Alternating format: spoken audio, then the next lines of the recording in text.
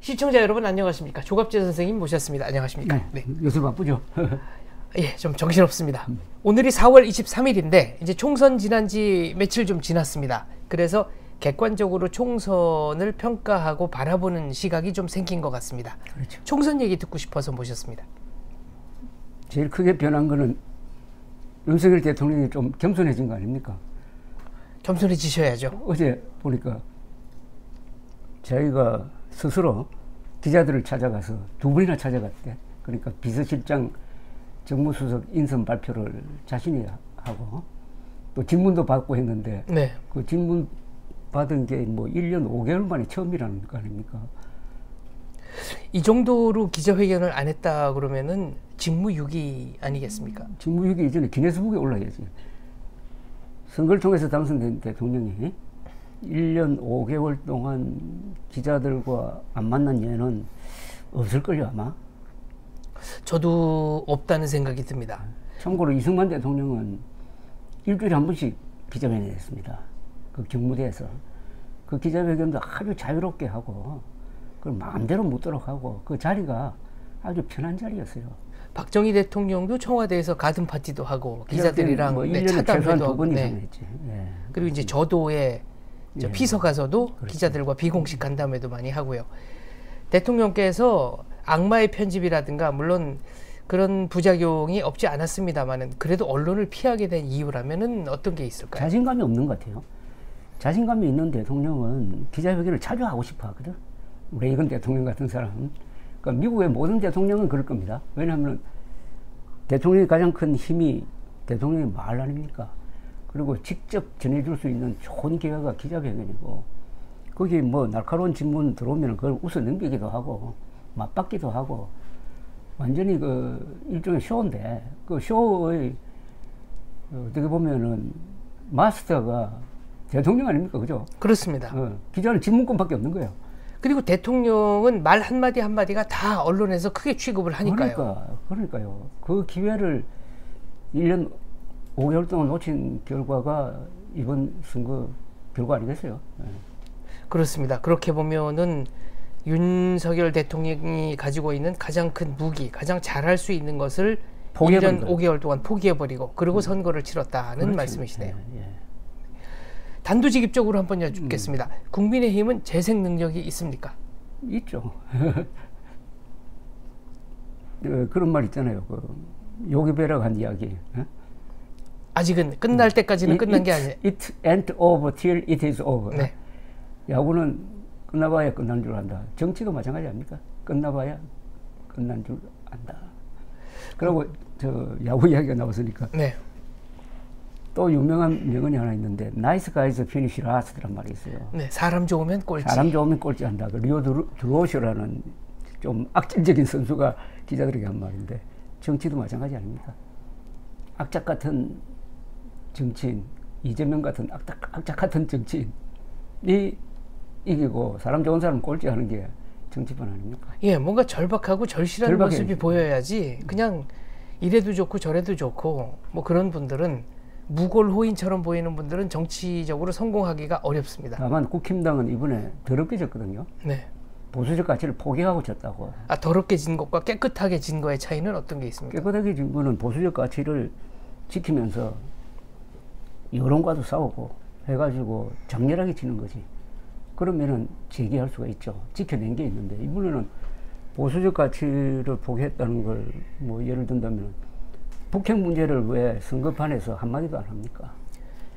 국회의원 선거는 지역구니까 너무 큰 주제가 아닌가 이런 생각을 한 거 아닙니까? 얼마든지 그러니까 정치적 상상력이 부족한 집단이거든. 저기는 내가 같으면은 수도권이 가장 중요한 전략 아닙니까?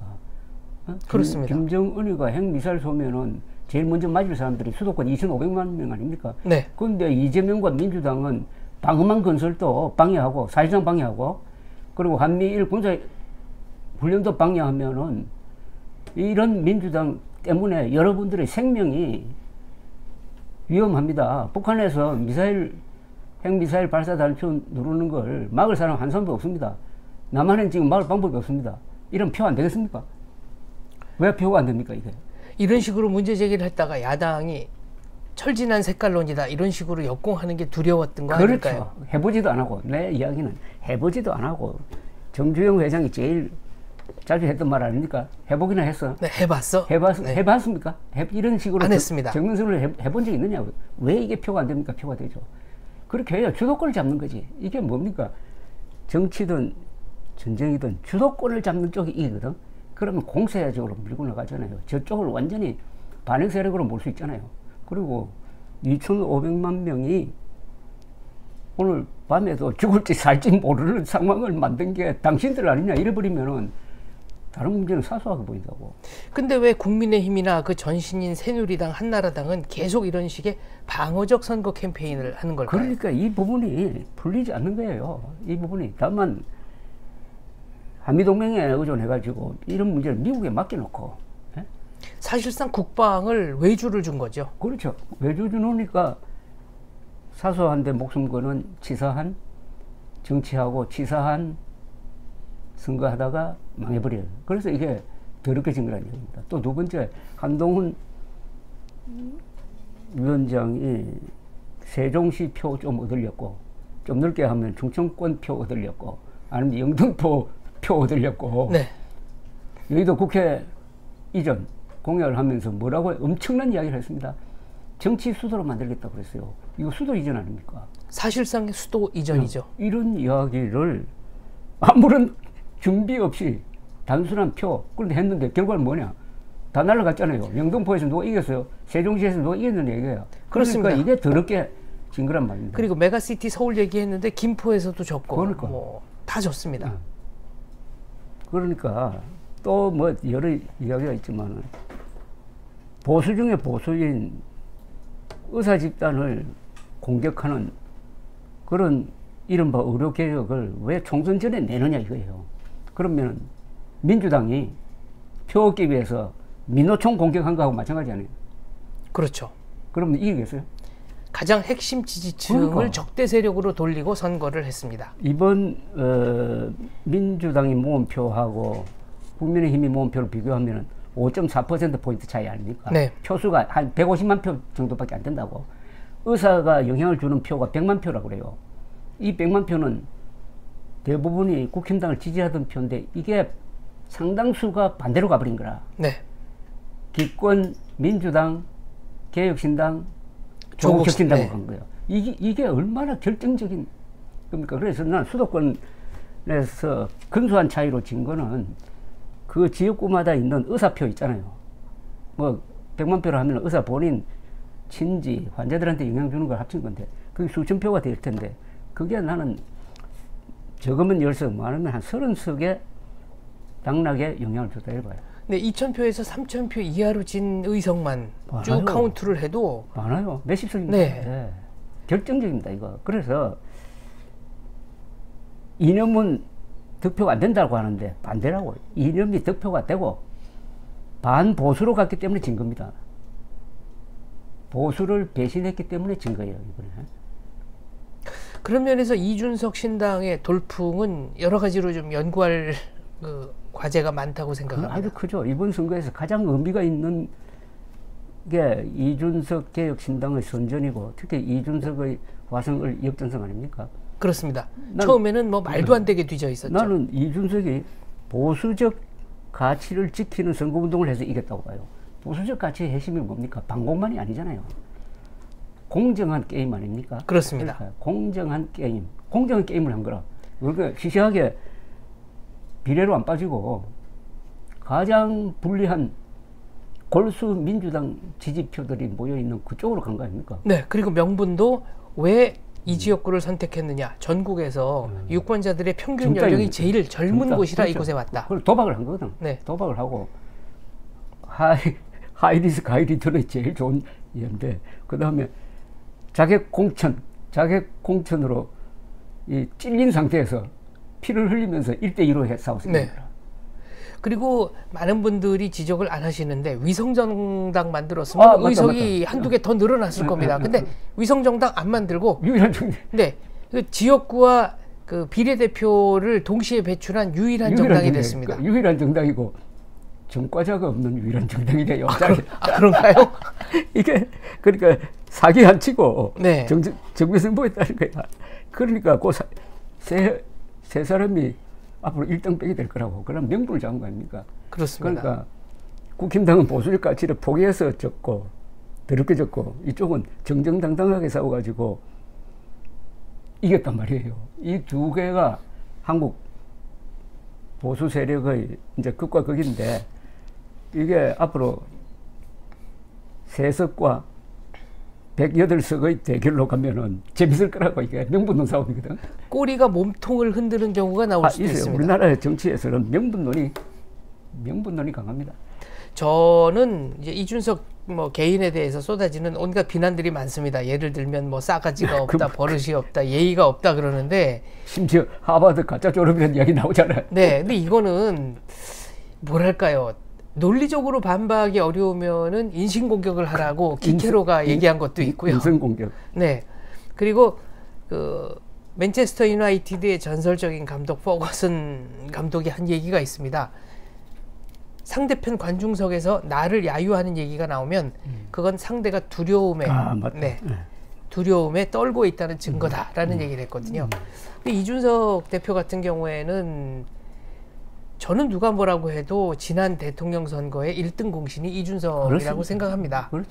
왜냐하면은 20대 남성들의 표를 갖고 왔으니까요. 세대 보이론, 네. 반페미니즘. 제가 볼 때 이제 제 아들도 20대입니다만은 20대 남성들은 어떤 세대보다도 공정한 거에 민감하고 세계화가 돼 그렇죠. 있고 또 우익적인 성향이 상당히 높은 세대라고 생각합니다. 40, 50대와 다르거든요. 그런데 이준석 대표는 뭐 여가부 폐지 뭐 등등 이렇게 아주 핵심적인 공약 몇 개를 내걸어서 20대들을 우군으로 만들었고 또 당원 수도 20대 당원들 배가 운동을 해서 80만 명까지 이제 국민의힘 당원이 그렇죠. 예, 늘었지 않습니까? 그리고 뭐 인성론을 가지고 비판을 하는데 저는 어쨌거나 20대가 이준석이라는 정치인을 자신들의 목소리를 대변해주는 하나의 상징으로 느끼고 있었다. 그런데 이런 이준석을 좀 비참하게 내쫓았다고 그래야 되나요? 치사하게 내쫓았다. 네. 그래놓고 선거가 되리라고 생각했다는 것은 좀 납득하기 어렵고요. 무엇보다도 20대는 스윙보트입니다. 아, 그래요. 네. 그래서 20대를 누가 잡느냐가 선거의 승패에 생각보다 중요한 문제이기 때문에 제가 이 말씀 드립니다. 그러니까 이번 총선은 언제 결정됐느냐 보면은 2022년 8월에 결정됐어요. 즉 이준석을 대표직에서 몰아냈을 때 네. 그때 지지율 보면은 윤석열 대통령 지지율이 지방선거 승리해가지고 50%를 찍었다고. 네. 그러다가 24% 갔어. 급전 직하를 합니다. 토막나 20. 네. 그게 중도층 2030 세대가 딱 이탈해버린. 근데 그 여론 구도가 그 뒤에 한 번도 회복된 적이 없어요. 그러니까 이미 그때 운동장 기울어져 있었다고. 저는 뭐 DC 인사이드라든가 뭐 fem코라든가 20대들이 주로 많이 드나드는 이제 SNS 이쪽 그 많이 좀 들여다 보는데요. 지금 말씀하신 것처럼 그 전에는 김건희 여사에 대해서도 뭐 고우시다. 맞아. 고의가 많았어요. 예, 그리고 우크라이나 맞습니다. 그 국기 의상을 입고 가서 맞아요. 아 정말 센스 있으시다 이런 옷도 잘 입는다. 네. 그런 호감에 찬 얘기들이 계속 올라왔었는데 이게 어느 순간부터 뚝 끊어지길래 이거는 상당히 좀 유의미한 현상이다라는 생각을 했습니다. 거기에 들어가는 사람들이 2030이 많죠. 네. 많죠. 그리고 2030의 지지 철회가 김건희 여사의 위기도 같이 그 방어막이 없어진 거니까요. 같이 불러온 거죠. 네. 20, 30대는 김건희 여사에 대한 어떤 감정적 공격이 왔을 때 이걸 감정적으로 받아칠 수 있는 그러니까 그렇지. 논리가 아니라 감성적으로 받아칠 수 있는 세대인데 이 세대를 완전히 적으로 돌린 겁니다. 적으로 돌린 이유는 20, 30대의 기본 그 심정이 우리는 팽당했다였거든요. 지금 토사구팽. 예, 이제 인구가 많이 줄었지 않습니까? 그래서 지금 20대 남성의 징집률이 나치 시대 징집률보다 높습니다. 그런데 우리가 이렇게까지 나름대로 희생을 하고 나라를 위해서 애를 쓰는데 그러면 선거 때 이용해 먹고 끝이냐? 우리를 대변해 주던 정치인을 저런 식으로 비참하게 내쫓고 그래놓고 우리 보고 표를 달라고 하는 거는 말이 안 된다라는 거죠. 그렇죠. 예를 들면 여가부 같은 경우도 정부에 계신 분들 또 국힘에 계신 분들한테 여쭤보면은 정부 조직법을 바꿔야 되는데 야당이 동의를 안 해줘서 못하고 있다. 그렇다면 20대 남성들에게 우리가 이러저러한 이유로 못하고 있다라는 홍보는 했느냐? 그렇지. 안 했지. 안 했죠. 그러니까 뭐 자기들은 사정이 있었겠지만 적어도 유권자들에게 도달한 메시지는 아무것도 없다라는 없지. 겁니다. 이준석 대표가 선거운동하는 동영상 들어보면은 그 배경음악처럼 아이들이 제잘제잘제잘하는 막 웃기도 하고 하는 게 딱 깔려요. 네. 그러니까 유세장에 아이들이 많이 나온 거라 초중고등학생들이 많이 왔고. 네. 엄마들이 유모차 밀고 왔고. 애들이 왜 왔냐 하면 논술 공부하러 왔다는 애도 있어요. 아. 이준석 연설이 하도 네. 근사해가지고. 논리적이고. 네. 그리고 또 이준석 후보도 그 아이들을 상대로 또 아주 다정하게 이야기를 해요. 네. 교육과 연관시켜서. 그러니까 여러분들 중에서도 나 같은 사람이 나와야 합니다 하니까 맞아요 하고 이준석 이러더라고. 네. 아이들이 그래요. 자발적으로. 그러니까 요즘 굉장히 감동적인 장면이야. 네, 요즘 아이들에게 뭐 미래 유권자죠. 요즘 아이들에게 내가 가장 닮고 싶은 사람. 그렇지. 네, 그 이미지를 획득했다는 게 이번 선거에서 엄청나죠. 네, 엄청난 자산이 될 것 같고요. 또 하나는 지금 이제 어린이들이 많이 나왔다, 유모차 밀고 온 네. 여성들이 많았다 말씀드렸지 않습니까? 이준석 후보는 어떻게 보면은 안티 페미니즘의 대변자였는데 그렇죠. 그런데 젊은 여성들이 왔다. 이거는 문화사적으로 상당한 의미가 있다고 봅니다. 네. 그러니까 거기 과거 선거를 보면 민주당 찍을 사람이 60 내지 70%거든. 네. 그 사람 한 달 사이에 그 사람들이 마음을 보수 지지자로 바꿔놓은 거라. 이건 어마어마한 사건이죠. 어마어마한 의미가 네. 있고 그거는 이준석 대표의 진정성, 그 손편지 써가지고 선거 공보물 만들어가지고 보내놓으니까 거기 사는 사람보다 지역 사정을 더 많이 알고 그다음 손편지라는 그 정감도 있고 네. 해가지고 그걸 지금 모으고 있대요. 네, 그걸 버리지 않고 네, 그걸 모으고 있다는 얘기 저도 그러니까 들었습니다. 진정성이고. 그래서 벌써 2027년 선거를 이재명 대 이준석 구도로 만들어야 된다. 그래서 세대 교체와 정치 교체를 걸면은 유리하다 하는 그런 벌써 근사한 상상도 나오는 거예요. 이른바 한총련 세대, 또 전교조 세대, 그리고 전대협 세대의 퇴장으로 몰고 갈 수도 있겠네요. 그렇죠. 그러니까 어떻게 보면 이준석 세대가 생기는 거예요. 이미 생겼는데 그래서 이번 선거는 보수를 경쟁 구도로 만든 거거든요. 네. 보수는 지금까지 경쟁이 없었다고. 경쟁이 그러니까 없었죠. 국힘이 저렇게 네, 집토끼들은 무의도시겠다고. 네. 그런데 이준석이랑 경쟁 구도 만들고 또 국힘 안에 이번에 김재섭이라고 도봉구에 당선된. 네, 그 사람 30대인데 네. 그 사람 선거운동한 것도 이준석 선거운동하고 똑같다고. 바닥을 빌면서 했고. 그다음 김용태라고 있죠. 포천인가 그렇지. 네. 예, 포천에 그 예전에 김영우 의원 지역구에서 네, 당선이 됐죠. 네. 거기는 좀 원래 보수세가 강한 데지. 네. 예. 그런데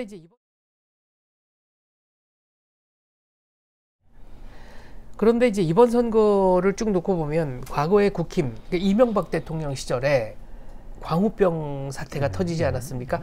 선거에서 진 거를 시위로 만회하려는 사람들이 그렇지. 나왔을 때 그때 이명박 캠프 안에서 그러니까 대통령 참모들 사이에서 돌았던 얘기 중에 하나가 나라가 위급할 때마다 거리로 뛰어나와서 상황을 해결해 주던 이 애국 세력들은 다 어디로 갔는지 정말 안타깝고 원망스럽다.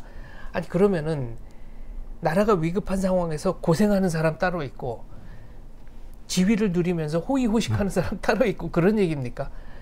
우익은 우리가 어떻게 해도 우리를 찍어줄 거다, 우리를 지지해 줄 거다 그런 생각을 한 거는 아닌가. 그런데 이번에 선생님 말대로 이준석 신당이 나오면서 이제 보수 유권자들에게도 선택의 폭이 생긴 겁니다. 선택의 폭이 생긴 거죠. 그래서 제가 2023년 12월 4일인가 그 조선일보하고 인터뷰를 했어요. 네. 그래서 이준석 문제에 대해서 제가 이런 이야기를 했습니다. 이준석이 지금 하고 있는 역할이 한국 보수의 재구성 내지 재해석이다. 그래서 보수의 구명정도 될 수 있다. 보수가 침몰하는데 보수의 구명정 될 수 있다. 그리고 보수를 견제해가지고 활기를 줄 것이다. 그 다음에 지금 딱 그게 옛날에 젊었을 때 Y에서 보는 것 같다. 이런 40대 기술론을 내걸고 그렇죠. 네. 이야기를 했더니 그거 아마 기록일 거예요. 인터뷰 밑에 댓글이 2,300개가 붙었는데 처음에는 99%가 내 네. 욕하는 거예요. 네. 99%가. 네. 99%가 욕하는 건데. 뭐 보수의 분열 그렇죠. 한 통선권요. 근데 결국은 그게 맞았잖아요. 이번에. 네. 이번에 그래서 나는 이번 총선을 정확하게 예측한 것도 기분이 좋지만은 이준석의 역할에 대해서 그리고 이준석이가 그렇게 욕먹으면서 대부분이 지역구 하나도 안 된다. 이번에 의석 하나도 못 온다. 그렇게 했잖아요. 네. 그러다가 또 중간에 이낙연하고 손잡았다고 또 나누어지고 그런데 그것도 주의 깊게 봐야 돼요. 이낙연하고 왜 나눠졌느냐 하면 이낙연 쪽에서 미는 사람이 그 사람이 좌파였거든. 말하자면 비례로 밀다가 우리 못 받아주겠다 해가지고 갈라진 거라고. 그러니까 이념적 원칙을 지켰다. 이념적 원칙을 지킨 겁니다. 그걸 네. 전부 다 사람들이 그러면서 이거 정부에서 받은 그 뭐야 6억인가 네, 정당 보조금. 미리 돌려주겠다고 했어요. 돌려주겠다고 했는데 그걸 가지고 또 계속 뭐 한동훈 나와가지고 대국민 사격을 벌렸다고 뭐 이래 했는데 그것도 안 쓰고 동기를 해놓은 상태 아닙니까? 그런데 한동훈 국민의힘은 그 위성정당 만들어가지고 아마 정부에서 돈 받은 거 아마 10억 넘을 거라고. 자기들이 사격을 불려놓고 남 욕하다가. 그렇죠. 물론 그거는 이제 위성정당이라는 말 자체가 거대한 사기극이지만 그 사기극을 사기극으로 느끼지 않을 정도로 벌써 뭐랄까요.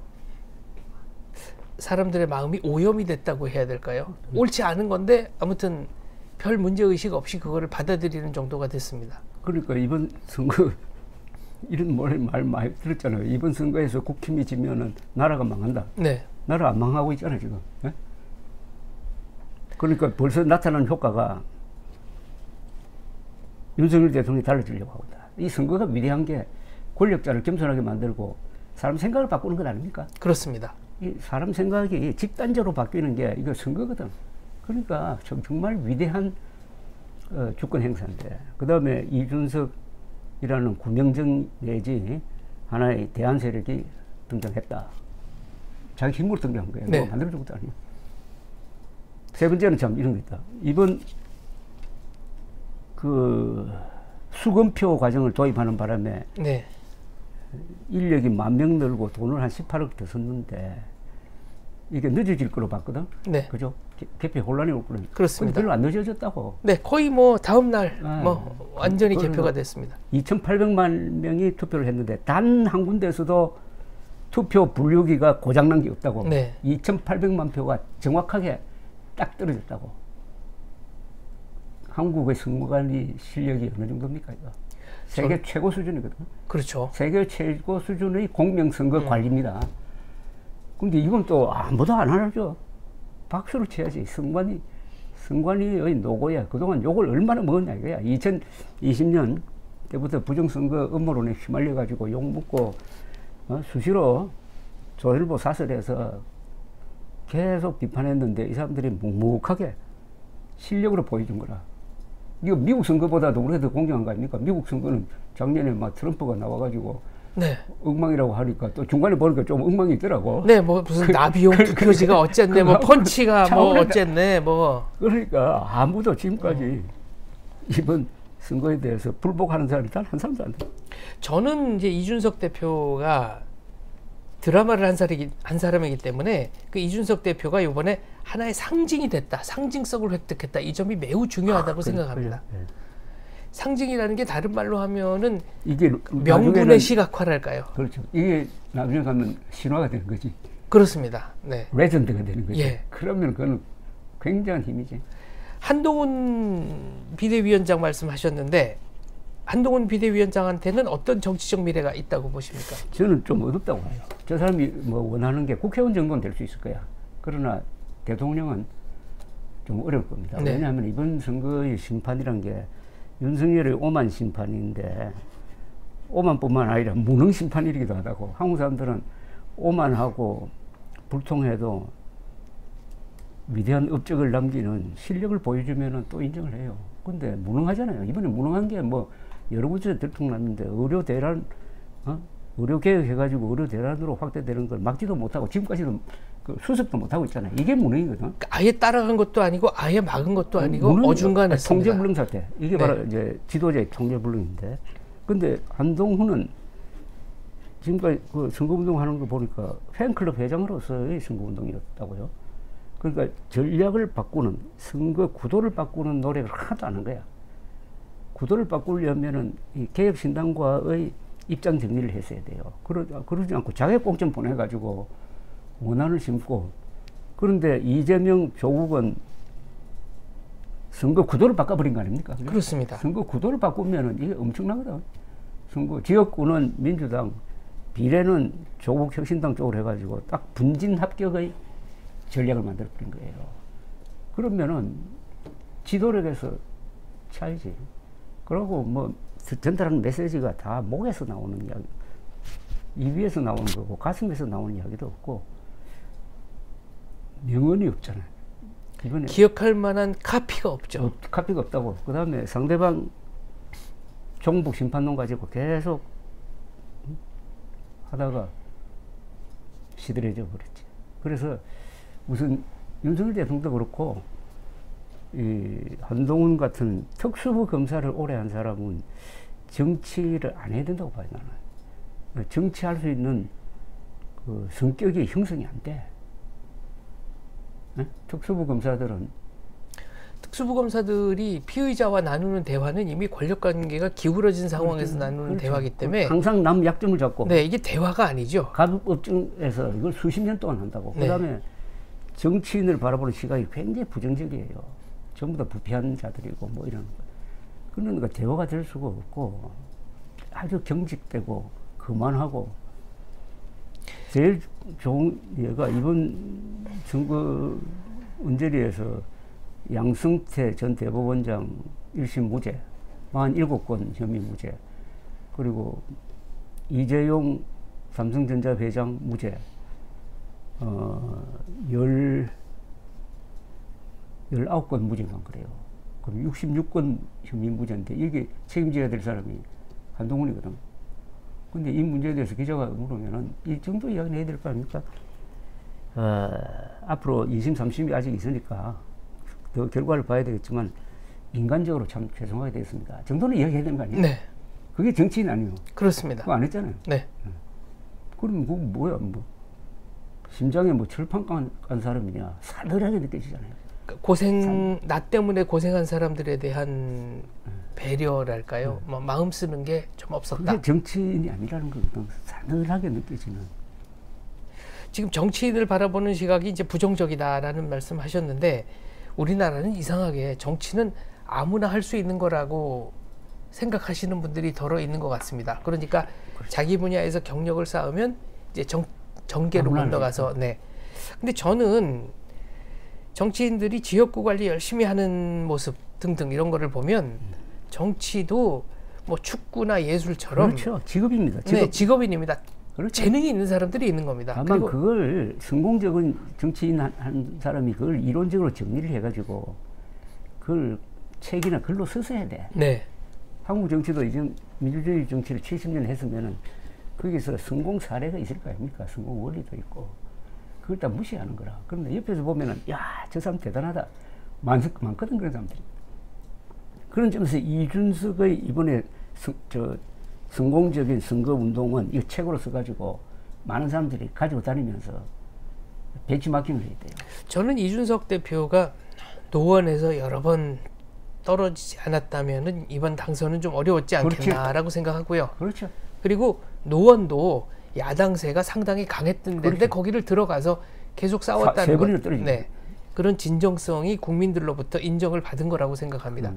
자객공천 말씀하셨는데 강남을의 박진 뭐 또 과거 이제 양천구 국회의원이었던 김용태 이런 사람을 고향으로 보내고 이거는 제가 그 고향 유권자라고 해도 또 기분 나쁘지. 박진 선배가 서대문 어디로 갔죠?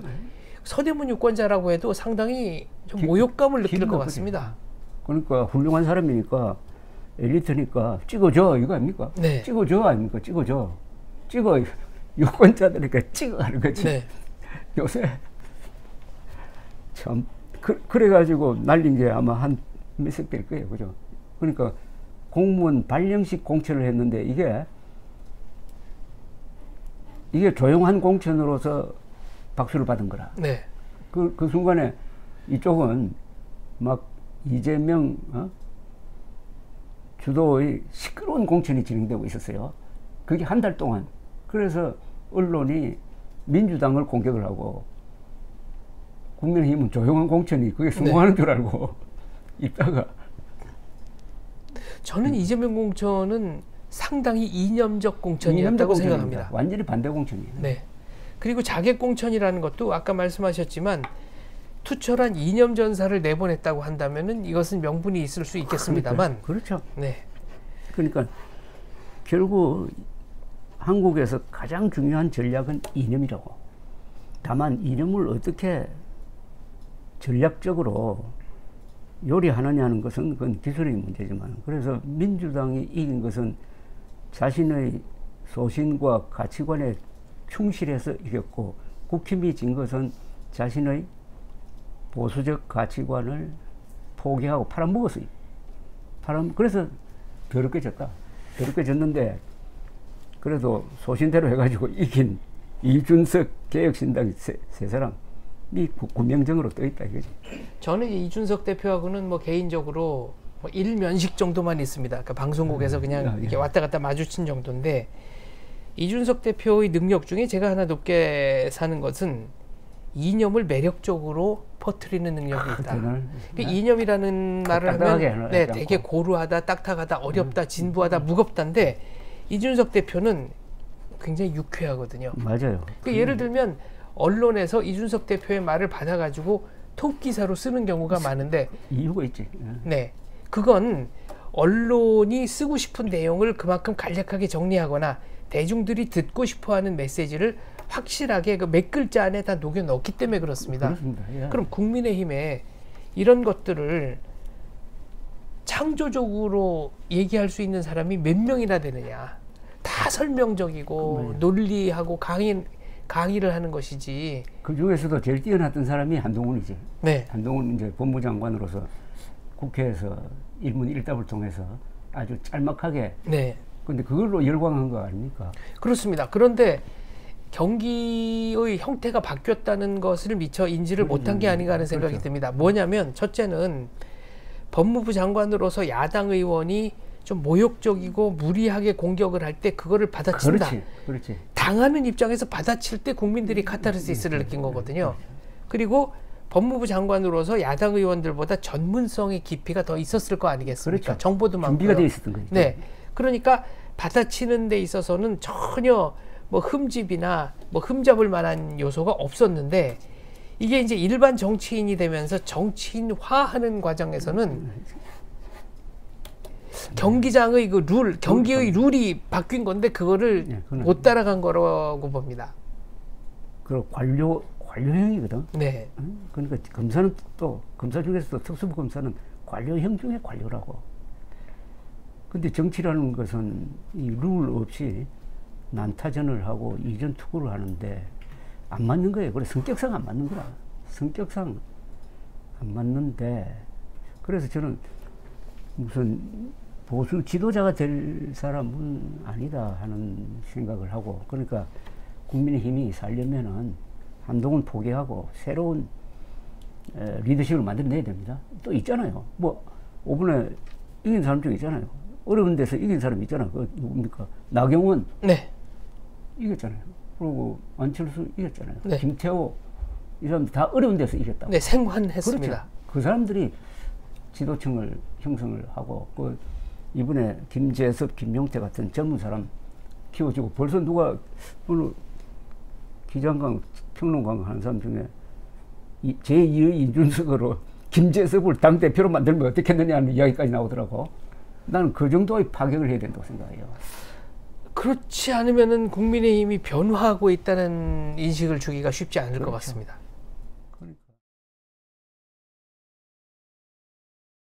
그리고 저는 이번에 보수가 저는 산업화 시대를 선도하면서 가졌던 자부심이 다소 독단적이기도 하고 뭐 다소 부패한 면도 있지만 우리는 유능하다 이거 아닙니까? 네. 우리는 유능하다. 이승만, 박정희, 전두환, 노태우 다 유능했고 특히 이명박 네. 다 유능했던 사람이다. 그게 간판이었거든. 그런데 이번에 윤석열, 한동훈 거치면서 무능한 집단이 돼버렸어요. 무능하고 그러니까 오만 불통 플러스 무능 이게 막 그래서 앞으로 보수가 어떻게 하면은 다시 유능해질 거냐 이거 노력해야 된다. 그리고 지금 뭐 국민의힘에 초점을 맞추는데 국민의힘이 그러면 이렇게 되도록 이른바 보수 세력이라고 하는 사람, 네. 이른바 보수 세력, 보수 지도층은 뭘 했느냐? 아니 이렇게 될 동안에 견제를 해줘야 되는 거 아니야? 비판을 해줘야 될 거 아닙니까? 거의 안 했잖아요. 청와대를 제왕적 권력의 상징이라고 침뱉고 나올 때 왜 네. 박수 쳤냐 이거예요. 그게 반보수적 행위 아닙니까? 그리고 가서 지금까지도 이름까지 안 짓는단 말이에요. 대통령실 이름도 안 지으면은 이거는 국민에 대한 모독 아니에요. 그렇습니다. 그래서 뭐 왜 비판 안 했냐? 예, 농담 진반으로 뭐 용화대, 뭐 용궁, 그러니까. 뭐 이렇게 별칭으로 부르긴 합니다만 대통령이 그 기거하는 공간에 공식 명칭이 없습니다.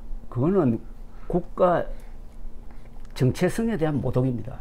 한 국가를 상징하는 게 국호이기도 하고 대통령이 있는 대통령궁 아닙니까? 네, 집무실. 그럼 화이트 하우스 하면 또 엘리제 궁, 크렘린 궁 뭐 이러면 나름대로 뭐가 생기잖아요. 네. 아니 이름이 없다는 게 도대체 이름이란 게 정체성의 표현인데 이름 안 지었다는 거는 이런 무책임이 있을 수가 없어요. 그런데 문제는 왜 문제를 제기 안 했냐 이거예요. 그동안에 그때 더구나 당선자 아무런 법적 권한이 없는 당선자 신분으로 청와대 이전을 결정을 할 때 언론이 처음에는 비판을 하다가 딱 결정해버리니까 박수부대로 돌변하는 거야. 네. 조선일보까지도.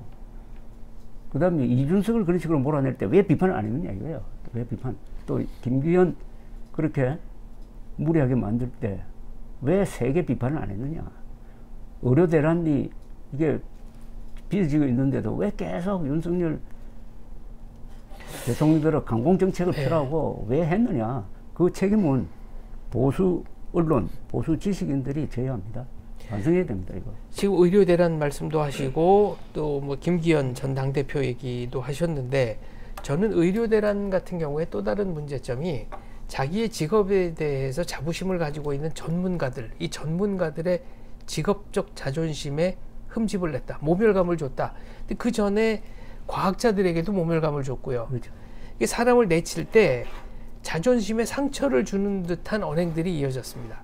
이게 제일 지금 의료 대란의 근본적인 문제는 지금 우리 장 박사가 한 이야기 그겁니다. 자존심 상해인 겁니다. 네. 그러니까 세계 최고라고 생각하거든. 한국 의사들은 우리가 세계 최고라고 생각하는데 이건 뭐 수시로 뭐 잡아 넣는다고 그러고 네. 엄정 대응한다고 그러고 네, 범법자 취급하고 아무 상관없는 전 의사협회장까지 경찰에서 부르고 아니 이거 당하는 입장에서 생각하면 이거는 완전히 살맛 안 나는 거지. 네. 그래서 앞으로 이 문제 해결되더라도 전공의 중에서 반밖에 안 돌아올 거라는 건 아닙니까? 자존심을 상하게 하는 거. 더구나 전문가는 자존심 가지고 먹고 사는데 네. 이거는 정말 끔찍한 겁니다. 더 끔찍한 것은 여기에 일방적으로 박수를 보냈던 지식인들, 배운 사람들. 그러니까 이번 국힘, 보통은 국힘이 이렇게 지면은 그동안 견제나 잘 했으면은 우리가 이래서는 안 됐다 이렇게 비판할 수 있는데 뭐 그동안에 박수만 쳤는데 무슨 지금 국힘 재생에 대해서 설득력 있는 무슨 제안을 할 수 있는 한국의 보수 지식인들이 얼마나 남아 있습니까 지금. 얼마나. 그게 위기입니다 사실은. 그러니까 국힘만 재생해야 되는 게 아니라 한국의 보수 세력이 반성하고 어떻게 다시 대국민 설득력을 가질 거냐. 그건 좀 심각한 거 아니에요? 아, 이건 좀 섬뜩한 얘기인데요. 그렇죠. 네. 그렇죠. 그건 내가 막 여기서 직설적으로 금명을 해가지고 직설적으로 이야기 안 해서 그렇지. 이 문제에 대해서는 정말 무슨 철저한 자기 반성, 노선 투쟁, 자기 고백 네. 이런 게 있어야지. 더구나 보수 지식인 아닙니까? 보수 지식인은 진실이라는 걸 포기해버리면 그건 아니잖아요. 예전에 이제 거대 정당이 군소 정당으로 몰락한 예가 서방 사회에서는 전 이제 딱 2번 있다고 생각하는데, 그 하나가 예전에 카나다에서 그 트레도 총리인가요? 약간 말 어눌한 장애 있는, 이거를 그 방송에서 약간 그 비아냥거리는 듯한 정치 홍보를 했다가 뭐 200 몇 석의 정당, 그때 자유당이었나요? 2석인지 3석으로 그런 적이 있어요. 네, 총선에 심판을 받은 게 있고요. 90년대에 있었던 일이죠. 그리고 일본의 사회당 같은 경우도 계속 친북적인 행태를 보이다가 맞아요. 김정일이 맞다, 나 일본 사람 납치했다 뭐 라고 시인을 하는 순간 그냥 뭐 전 국민적 비난에 휩싸여 가지고 제1야당 혹은 집권당의 한 축이었다가 바로 그냥 군소정당으로 몰락해서 아직도 회복을 못하고 있습니다. 그러면은 그 다른 이른바 이제 여권의 잠룡들, 오세훈 시장이나 이번에 낙선했지만 원희룡 전 그렇죠. 장관 같은 경우는 어떻게 보십니까? 아주 좋은 제목으로 남아 있는 거죠. 홍준표 필요해가지고, 그죠? 이렇게 꼽아보면 홍준표, 오세훈, 원희룡, 안철수, 나경원, 김태호, 대충 이 정도 아닌가요? 또 이번에 열심히 했던 김재석, 뭐 이 사람들까지 넣어주면 한 10명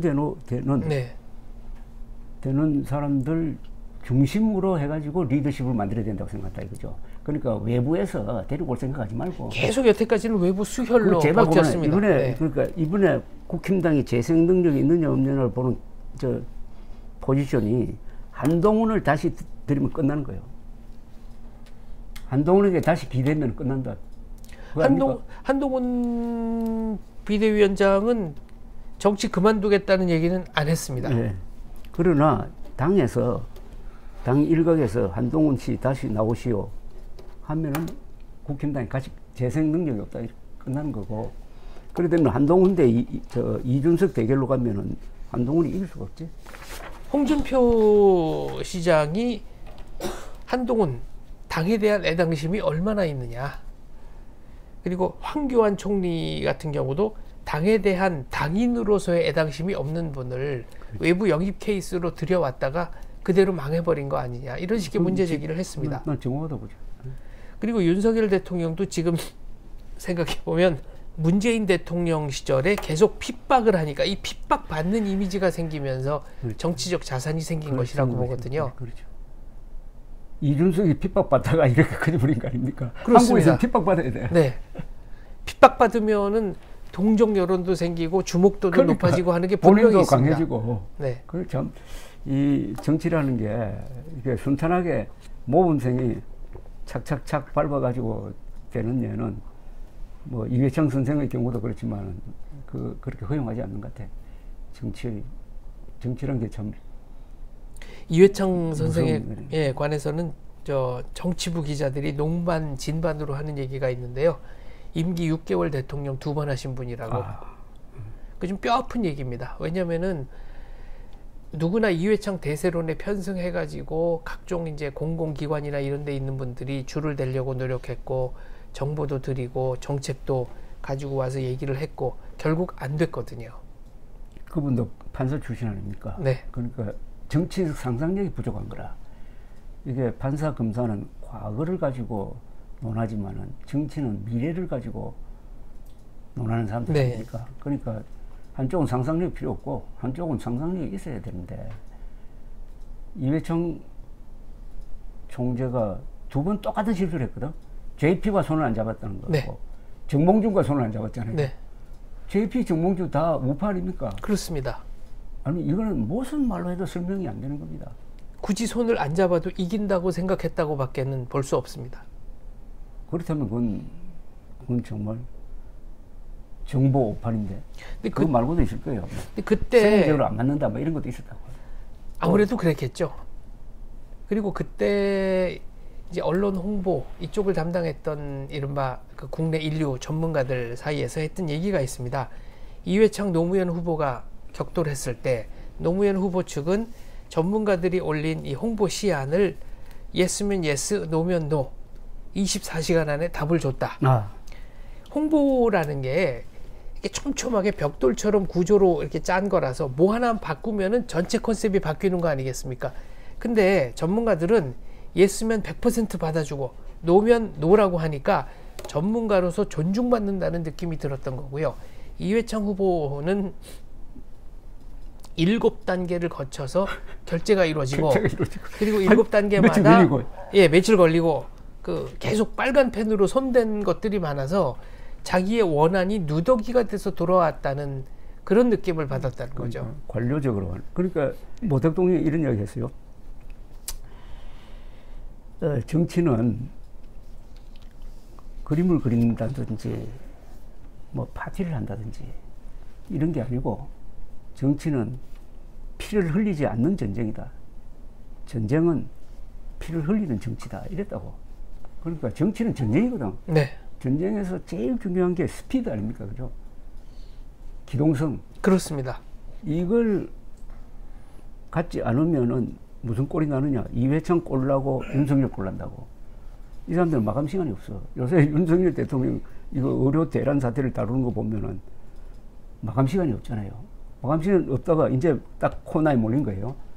이제 유급 사태 일어나고 하면은 대학교가 이제 엉망진창이 되었죠. 그렇습니다. 그리고 여기까지 온 거야.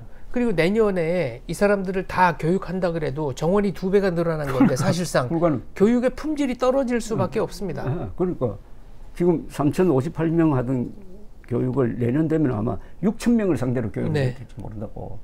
그러면 교수를 그때 한해가지고 뭐 2배로 늘리나? 3배로 늘려야 되네? 뭐 등등. 그래서 이 스피드 감각, 그러니까 김영삼 대통령이 이분이 속도전의 사나이거든. 그렇죠. 결단을 빨리 해. 네. 결정을 빨리 해. 어느 날 방송에 나와서 자, 오늘부터 우리는 금융실명제로 갑니다. 그냥 선언해버리는 식이죠. 특히 이분이 민주화 운동할 때 한명 그 보면은 좋은 이야기를 들으면 바로 결정을 해버려요. 네. 어떤 무슨 식사를 하다가 기자가 뭐 이야기하면은 금방 거기서 저한테 전화 걸어 해가지고 요런 식으로 정면서 내라고 이러더라고. 그런데 이분 항상 하는 이야기가 기회는 이마에 붙어서 온다 하는 거지. 그걸 놓쳐버리면은 나중에 꼬리를 잡는데 좋은 안 낸다고 심사숙고하다가는 시간 다 놓쳐버리고 실수하면은 회복할 수 없는데 조기에 뭐 결정했다가 실수하면은 나중에 고칠 시간이 있다. 네. 그것도 상당히 의미 있는 얘기네요. 윤석열 대통령이 저는 오늘날 이제 이렇게 코너에 몰린 이유 중에 하나가 국민들이 기대했던 것을 충족을 못 시켜줘서라고 생각하는데 그 중에 공정성과 법치가 있습니다. 그렇지. 그런데 법치는 이 사람이 상당히 중요하게 생각했고, 네. 법치 면에서는 그 민노총과 대결을 하는 과정을 통해서 뭔가 상당히 보여주었고, 노조 개혁도 노조가 그동안에 이 격리 서류를 공개하지 않고 있었는데 그것도 공개하도록 만들었고 해가지고 큰 성과가 있어요. 네. 근데 참 이상한 게 특히 그 노조의 격리를 공개하도록 한 거는 엄청난 개혁인데 그렇게 해놓고도 우리가 이런 거 했다고 홍보가 없어. 홍보가 전혀 없습니다. 내가 주변에서 답답해가지고 이런 걸 놓치느냐고 해도 그건 끝이요. 그러니까 자기가 잘해놓고 잘한다는 이야기를 안 해. 그리고 3.1절 기념사 같은 경우도 저는 역사적인 명문이라고 생각하는데 그거를 본인이 직접 쓰셨다는 거거든요. 그건 정말 좋은 글인데? 네. 그런데 그거를 본인이 일회성으로 끝나버리지. 그냥 끝난 겁니다. 재생산, 확대 재생산이 없습니다. 그러니까 공보가 왜 이렇게 그걸 별도로 연구를 해봐야 돼요. 이 보수가 이런 게 있어요. 자기 자랑하는 걸 좀 부끄러워하는 면이 있어요. 네. 그것도 깨야 되거든. 자기 자랑 제일 많이 한 사람이 이승만 대통령입니다. 그렇습니까? 이승만 대통령은 자기 자랑을 천재 아닙니까? 그것도 품격 있게 자랑을 하셨죠. 하고, 그리고 공부를 한 거지. 이승만 대통령이 사람 일종의 적수공군으로 귀국해가지고 공산당하고 싸울 때 뭘로 이겼습니까? 이승만 대통령이 말로 이긴 거 아닙니까? 네. 대중동원력에다가 그 말도 뭉치면 살고 흩어지면 죽는다. 네, 얼마나 수십 년이 지나도록 각인된 카피입니까? 그게 뭐 지금까지도 세상의 원리고. 네. 공산주의자들은 대의멸친으로 대해야 된다. 무시무시한 이야기도 하고. 예, 그리고 콜레라균과 같아서 공산주의자와 사람이 같이 살 수가 없다. 같이 살 수가 없다. 몇 마디 말. 그러니까 앞으로 보수 정치인들이 이 홍보를 누구한테 배울 거냐 하는 롤 모델이 있다면은 이승만, 그 다음에 레이건 대통령이죠. 네. 레이건 대통령, 그 다음에 트루만 대통령의 명언이 많습니다. 특히 공산당 이런 가짜 민주주의로 싸울 때 이 세 사람이라고 봐요. 난 트루만, 이승만, 레이건 대통령. 레이건 대통령이 이 사람 수가 높은 사람, 수단이 많은 사람이거든. 수단이 많은 사람. 이승만 또한 수단이 많은 사람이야. 레이건 대통령은 가장 강경한 대소 정책을 펴면서도 소련 사람들하고 이렇게 만나면 그렇게 부드러웠다는 거예요. 네. 그래서 헷갈렸다는 거 아니에요. 네, 이 사람 진의가 뭔지를 그러니까 끝까지 몰랐다는 거죠. 웃고, 항상 웃고. 그게 이제 쇼를 한 건데. 네. 이 정치는 쇼 아닙니까? 그렇습니다. 저는 레이건 대통령이 정말 탁월한 사람이다 생각했던 게 이제 그 총 맞은 이후에 그 힌클리로부터 총을 맞은 이후에 이제 회복을 해서 대중 연설을 하는데 그 강연장에서 풍선 하나가 빵 터졌습니다.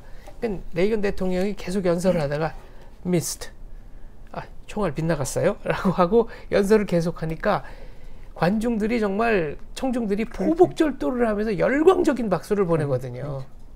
근데 그게 훈련이 돼 있었대요. 그래서 레이건 대통령의 유머를 연구한 사람들 보니까 레이건 대통령이 유머를 적은 카드를 2,000개를 갖고 있더라고요. 그거를 외운 거군요. 네, 그 카드, 그걸 보여주더라고. 네. 만 노란 종이에다가 하면서 항상 외우고 해가지고 훈련돼 있었다고. 난 기자회견 할 때, 백악관에서 기자회견 하는데 어떤 사람 손을 들어가지고 각각께서는 계속 지금 경제가 나쁘다 그러는데 이게 전부 다 민주당 책임입니까? 각각 책임 없어요. 이렇게 물으니까 있습니다. 제가 한때 민주당원이었습니다. 네. 또 기자가 어떻게 배우가 대통령이 될 수 있습니까? 하니까 어떻게 대통령이 배우가 안 될 수가 있습니까? 이런 식으로. 예, 그리고 그 총상을 입었을 때도 낸시 여사한테 이 권투의 더킹 모션을 당신이 하라고 그랬는데 내가 수그리는 걸 잊었어. I forgot to duck. 네. 그리고 의사들한테도 오늘 재수술 하시는 분들 다 공화당원이시죠. 그런 상황에서 터져 나오는 유머들이 상황을 부드럽게 하고 상황을 반전시키는 묘미가 있거든요. 유머가 한번 있어야 돼요. 네.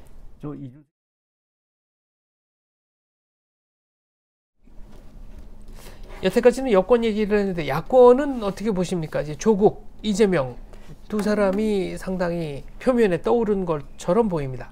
저는 그런데 왜 이재명을 싫어하는 사람만큼 좋아하는 사람이 많으냐 하면 그것도 나는 한국 사람들이, 아니 모든 사람이 정치인들에게 기대하고 있는 그 유능과 무능의 차이라고 봅니다. 네. 이재명 대표가 유능하게 보이는 거예요. 어떤 면에서? 내가 유능이라는 거는 네. 뭐 잘한다, 나쁘다, 그거 떠나서 이야기입니다. 능력자로 보이는 거라. 이렇게 얻어맞고도 네. 버틴다 이거야. 감옥도 안 가고. 뭔가 좀 네. 있는 것 같은데, 그것만으로도 그 니체가 말한 권력의 의지가 바로 그런 거 아닙니까? 네. 그러니까 버틴다 이거야. 그게 나오는 어떤 평가가 트럼프도 마찬가지거든. 트럼프가 이렇게 하는 거, 그걸 가진 사람이에요. 저렇게 버티는 것 자체가 범상치 않은 그렇죠. 것이다. 그러니까 힘에 대한, 모든 인간의 힘에 대한 존경심이 있거든요. 그 다음에 조국은 나는 앞으로 내리막길이라고 봐요. 너무 그 집단이 전비가 많고, 네. 그다음에 본인 또한 뭐 금명간에 사법 리스크가 훨씬 크죠. 그다음에 이게 변칙적이었거든. 네. 이번에 조국 지지는 변칙적인 겁니다. 이성적인 게 아니에요. 그리고 이미 한 번 효과를 봤다고. 네. 그럼 효용성이 나는 약해진다고 봐요. 그러면 이제 야당 측에서는 당분간 이재명 대표의 독주 체제가 계속될 것이다. 그렇겠죠. 네. 나는 이제 관심이 이겁니다. 자, 윤석열 대통령의 운명입니다. 앞으로. 네, 임기가 3년이나 남았습니다. 그러니까 3년을 채울 거냐 못 채울 거냐 하는 거는 하나의 사례가 2016년 총선에서 그 이한구, 김무성 두 사람이 아주 보기 흉하게 싸우는 그게 실망해가지고 당시에 새누리당이 한석 차이로 제2당이 됐잖아요. 네. 그때가 이제 뭐 도장런이네. 그 자체는 큰 피해가 아니라 네. 큰 피해가 아닌데 다만 그때 안철수 제3당이 몇십 석 가졌지. 네, 30석 이상 그러니까요. 얻었습니다. 근데 그 뒤에 대응이라. 그 뒤에 그렇다면은 박근혜 대통령은 사실은 친박 정치를 그때 안 했어야 되거든요. 더 이상 하면 안 된다. 근데 그 뒤에도 계속 친박 정치를 하다가 비대위를 거쳐서 뽑은 새로운 대표가 이정현이었다고. 네. 그 사람 대표감이 아니거든. 이렇게 그때부터 비박 친박 사이에 돌아갈 수 없는 감정의 골이 생긴 거 아닙니까? 그러다가 최순실 폭로 해가지고 결국 탄핵으로 간 거 아니에요. 그래서 나는 그걸 보면은 윤석열 대통령이 그 길을 갈 수도 있는데 우선 국민의힘이 분열되면은 국민의힘이 어떤 식으로 분열되냐. 지금 한동훈 세력이 있는지 잘 모르겠는데 한동훈 세력과 윤석열 세력으로 분열된다든지 뭐 여러 가지로 아니면 영남 세력과 수도권 세력이 분열된다든지 분열되면 위험해지는 거예요. 그 다음에 특검을 하겠다는데 김건희 여사 특검에서 뭔가 새로운 게 나온다든지 하면은 지금 집권 세력이 아닌 민주당 세력은 이런 전략적 판단을 할 수도 있겠지. 3년 기다릴 필요 없고 지금 바로 선거하자. 지금 조기 선거하면 네. 자신 있다. 이래가지고 탄핵 쪽으로 밀어붙일 가능성이 있지. 그런 여러 가지 요소가 있을 때. 그런데 그런 게 없이 지금 윤석열 대통령이 달라진 모습 보이고 반성하는 모습 보이고 의료 대란도 해결하고 자세를 낮추면은 탄핵은 이제 나 어렵고 봐요. 동정심을 네. 가지고 윤석열 대통령이 정권을 지켜야 됩니다. 국민 동정심을 가지고. 의료 대란 같은 경우도 깔끔하게 물러서는 게 하나의 방법이 될 수 있지 않을까요? 그밖에 없어요. 그러니까 어제 정진석 비서실장 됐으니까 좋은 기회예요. 비서실장 맡기는. 그러니까 비서실장이 이 문제를 해결하는 식으로 해가지고 뭐 간단하지. 동결. 네. 정원안 1년 동결. 1년 동안 협의체 구성해가지고 논의. 1년 뒤에 확정. 이러면은 최면서 하는 거 아닙니까? 그렇습니다. 그 말이 중요하지. 네. 백지화 하면은 뭐 의사들이 말하는 백지화 하면은 자존심 상하겠지만 네. 1년 동결. 그리고 1년 논의. 요것밖에 없다고 봐요. 이거 하면은 또 우리나라 사람들은 욕을 하다가도 그 사람이 나 잘못했다 해가지고 180도 바뀌어버리면은 박수를 보낸다니까. 굉장히 순진한 사람이에요, 한국 사람들. 6.29선언 기억 안 납니까? 6.29선언 나기 6월 26일만 해도 한국에서 제일 인기 없는 정치인이 노태우였잖아. 그렇습니다. 6.29선언 딱 선언해버리니까 하루 만에 영웅이 돼버린 거예요. 식당에서도 오늘은 기쁜 날 밥값 안 받습니다. 얼마나 순진합니까? 네. 그동안에 군사 독재, 뭐 살인마, 뭐 광교사태 뭐 이러다가 180도 바뀌니까 사람 마음도 180도 바뀌는 거야. 그러니까 윤석열 대통령은 겁내지 말고 좋은 방향으로 선회하는 사람을 한국 사람들은 지지하는 순진한 국민들이라는 걸 알고 여기서 끊어버려야 돼요. 아무 문제가 없어. 그러면 전공의들 다 돌아온다고. 그러면 여소야대 국회 이런 상황에서 대통령이 할 수 있는 일이 뭐가 있겠습니까? 그거는 그 자체로 문제 아닌가요? 역시 국민들의 동정심을 받으면은 야당도 집권을 생각해야 될 거 아닙니까? 표를 생각해야 될 거 아닙니까? 나는 야당이 조금 좀 순화된다고 봐요. 조금 자세를 낮출 거라고, 자기들도. 저들도 생각하는 게 있어요. 2020년에 압도적으로 이겨놓으니까 그동안에 기곤만장하다가 결국 정권 놓친 거 아니에요? 네. 네. 그러니까 사람 민심이 왔다 갔다 하는 이런, 그러면 전체적으로 어떻게 되냐면 한국 정치가 좋아지는 겁니다. 대통령은 겸손해지지, 야당은 조금 덜 와일드해지고, 네. 예? 또 이준석이라는 고명정도 있고 하면 한국 정치가 전체가 활성화되는 거죠. 그래가지고, 그래서 이제 뭐 부정선거 음모론도 이제 끝났고, 그러면은 전체적으로 보면은 한국 정치가 업그레이드 되는 겁니다. 그래서 이번 총선은 대한민국의 민주주의가 이긴 선거라고 봅니다.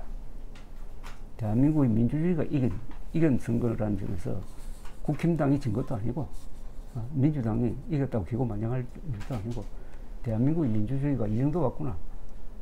이렇게 선거 깔끔하게 하고, 승복하고, 그 뒤에 또 달라지고. 네. 선거가 사람들을 다르게 만든다는 게 얼마나 이게 위대한 일인 거냐, 이게. 아, 어마어마한 일이죠. 네. 그것도 한두 사람 다르게 하는 거야. 이준석을 보는 눈도 확 달라. 이게 민주주의의 감동이고, 이게 민주주의의 재미 아닌가? 어떤 면에서는 선거가 최고의 드라마죠. 최고의 각본 없는 드라마죠. 그리고 이거 전쟁이거든. 권력 투쟁이라면 전쟁인데, 전쟁을 이런 식으로 한다는 게 한국처럼, 그러니까. 그래서 이런 게 알렉스 토커빌이라는 사람이 네. 있어요. 그 사람이 쓴 유명한 책이 디모크래시 인 아메리카인데, 1930년대에 썼어요. 이분이 저 프랑스 철학자 아닙니까? 주로 어딜 기행문처럼 썼습니다. 뉴잉글랜드 지방을 주로 기행해가지고 쓰면서 선거 이야기를 쓴 게 있다고요. 선거할 때는 뭐 죽일 듯이 하더니 선거 딱 끝나자마자 사람들이 다 유쾌한 표정으로 돌아가가지고 언제 선거 있었냐는 듯이 이렇게 하는 걸 보고 정말 감동했다고. 예, 또 토크빌 책에 보면은 지역 커뮤니티가 하나하나 민주주의 네, 절차로서 네. 움직인다는 거, 또 여성들이 활달하다는 거. 네. 그러니까 말하자면 생동하는 미국의 민주주의를 저 유럽 사람 눈으로 본 거거든. 우리나라 지금 민주주의가, 나는 일본 사람이, 제대로 된 일본 사람이 보면 그렇게 느껴야 된다고 생각해요. 한국의 민주주의가 얼마나 생동하고 괜찮으냐, 이 다이나믹한데. 아니, 아시아에서 공산당과 싸워서 민주주의를 지켜낸 나라 한국밖에 없잖아요. 그렇습니다. 없죠? 네. 지금 공산당, 저 일본은 뭐 메가드가 하는 대로 해가지고 했지만, 네. 이런 감동이 어디 있냐. 그렇습니다. 타이완 같은 경우가 있습니다만, 타이완은 좀 더 특수한 경우죠. 아직은. 예. 그 타이완 같은 경우는 장제스가 계엄령을 수십 년 그렇죠. 펼치지 않았습니까? 그렇죠. 네.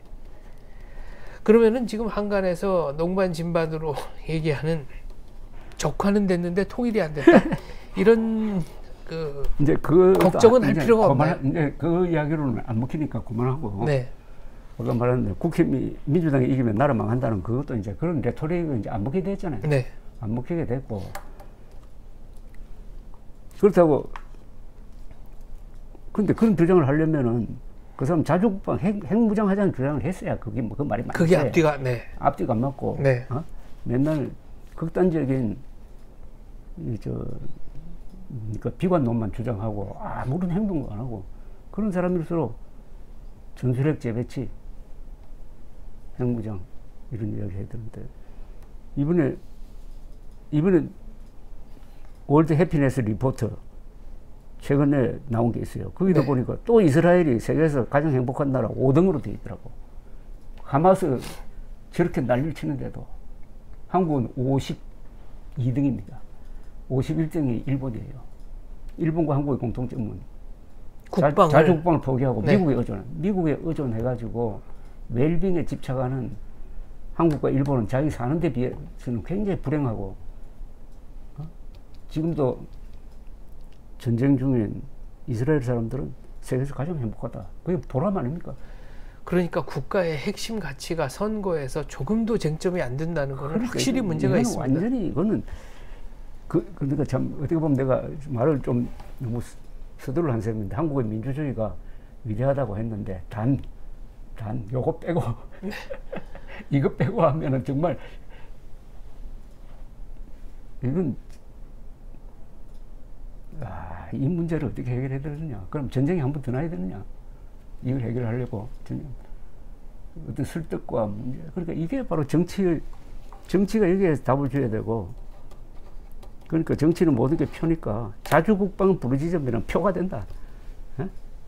자주국방을 부르짖으면 표가 되고 집권할 수 있다. 이걸 누군가는 보여줘야 돼.